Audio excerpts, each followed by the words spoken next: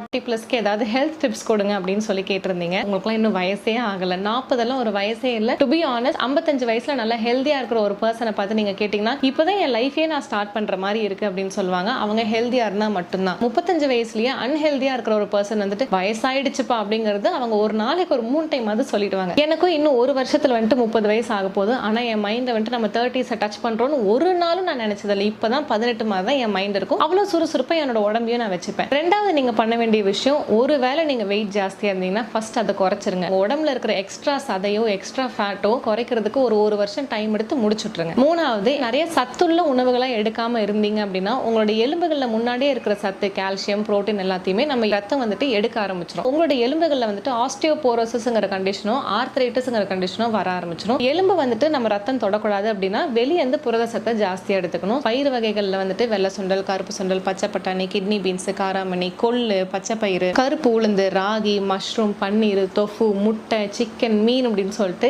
ஏகப்பட்ட புரதங்கள் இருக்கு. இது எல்லாத்தையுமே நீங்க எடுத்துக்கலாம்.